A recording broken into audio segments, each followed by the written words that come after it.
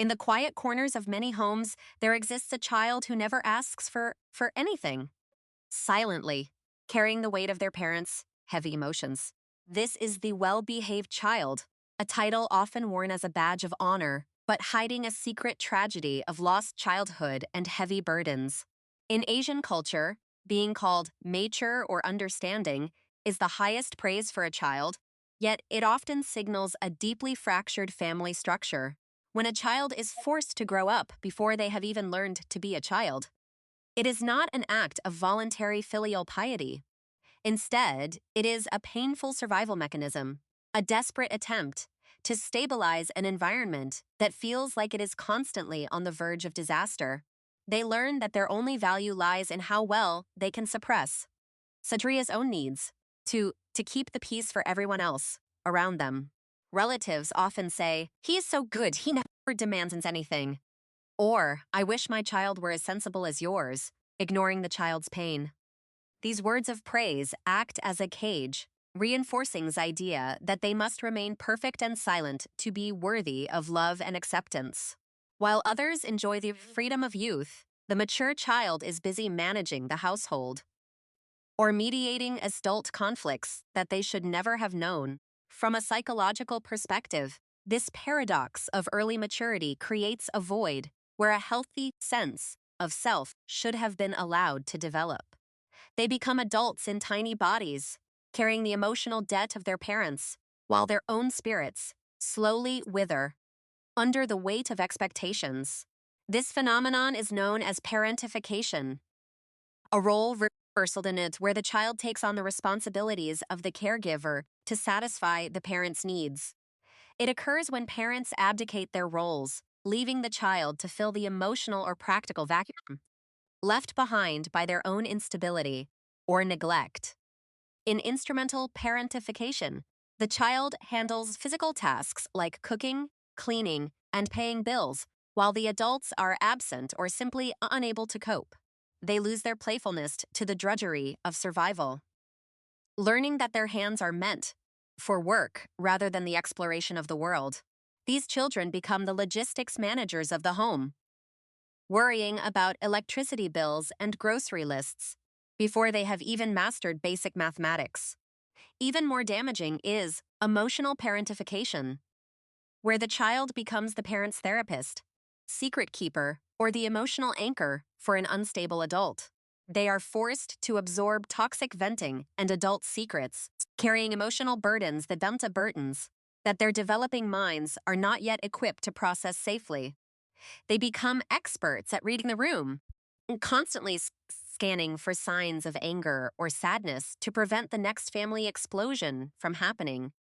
Caught in the middle of adult wars, they lose their right to neutrality, forced to take sides or fix problems they did not create.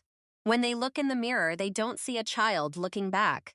They see a weary guardian who has forgotten how to smile.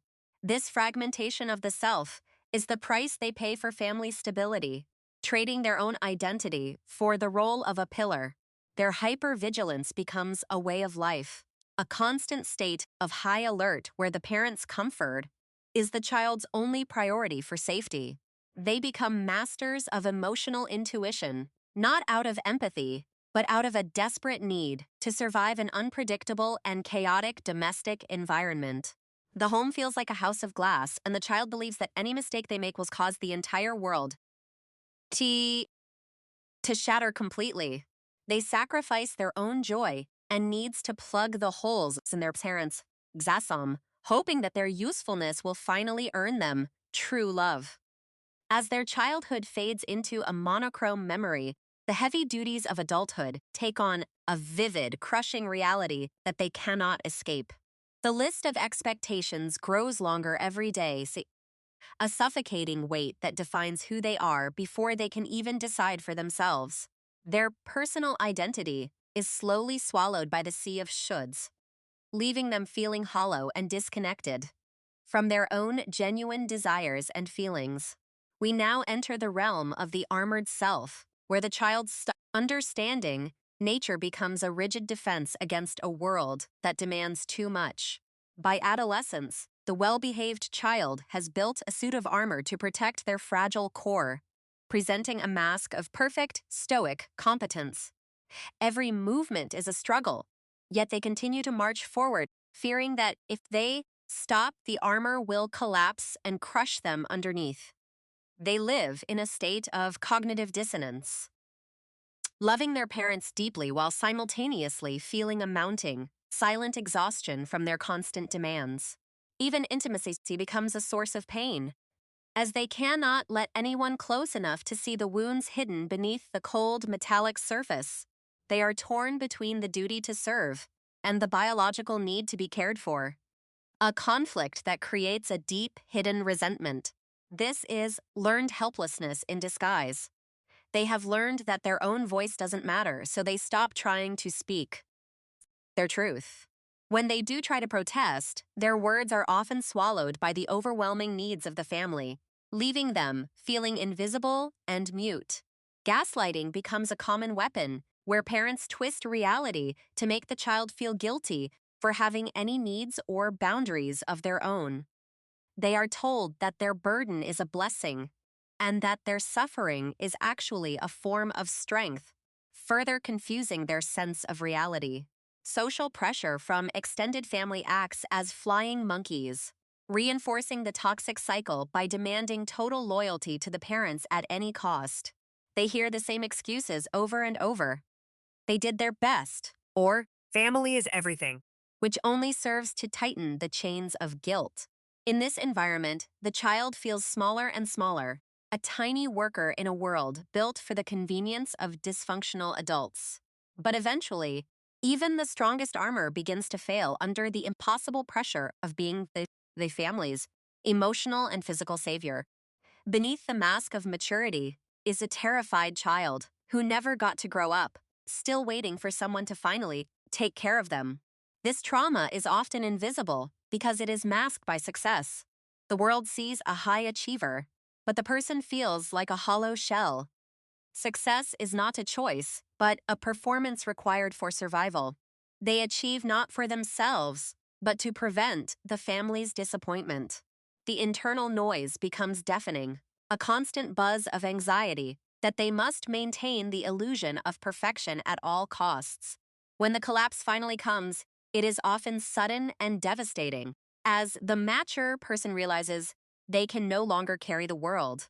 As an adult, the parentified child often transitions into a high-stress career, still unable to escape the cycle of over-responsibility and burnout. They become chronic people-pleasers, apologizing for things they didn't do, and taking the blame for every problem that arises in the workplace. The echoes of childhood continue to haunt them, compelling them to fix everyone else's emotions while completely neglecting their own physical and mental well-being. The word no feels like a betrayal, a dangerous act that they fear will lead to abandonment or the total destruction of their relationships. They are easily exploited because they have never learned to set boundaries, believing that being useful is the only way to be valuable. The concept of personal boundaries is alien to them, as their space and emotions were always open for their parents to invade and use. The first attempt to set a boundary is terrifying, often accompanied by intense guilt and the feeling that they are being bad or selfish. A simple phone call from a parent can trigger some massive stress response, pulling them back into the role of the childhood fixer and therapist. When the adult child begins to resist, the parent often reacts with an extinction burst, an escalation of emotional manipulation to regain control. The parent may use health scares, financial crises, or deep shaming to force the child back into their former role of the reliable caretaker. Standing firm requires immense courage, as it means facing the very fear of abandonment that has driven their entire life since they were small.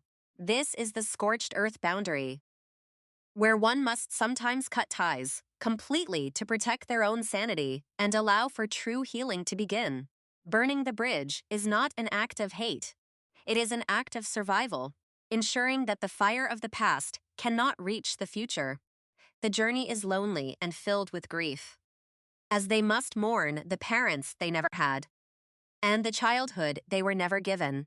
They must learn that choosing themselves is not a sin, but a necessary step to stop the generational cycle of trauma from continuing further. For the first time, they find peace in the silence, discovering that they don't have to be useful to have a right to exist and breathe. Healing begins when they stop being everyone's savior and start being their own friend, listening to their own long-ignored needs and silent desires. The burnout of the mature child is real, but it is also the threshold of a new life, where they can finally find their true self. We move now toward the final stage of the journey, reclaiming the inner child and allowing the heart to finally learn how to play. They drop the weight of perfection, shedding the armor of the understanding child to reveal the raw, beautiful, and imperfect human being underneath. Where there was once only duty and iron, life begins to flourish as they allow themselves to be vulnerable and open to the world again. They find that little boy or girl who was forced to be so strong, and for the first time, they offer them the comfort they deserved. They tell that child, "I see you. You have done enough. You don't have to carry the world anymore. I will take care of us." Reclaiming childhood means giving oneself permission to be irresponsible, to be needy, and to be cared for without feeling any sense of guilt. They walk toward a future where their worth is not measured by their utility, but by the simple, profound joy of being alive and being themselves. Being understood by others is a gift, but understanding and accepting yourself is the ultimate freedom. Thank you for listening to this story of healing. You deserve to be loved simply because you exist, not because of how useful you are to others. It is finally time to be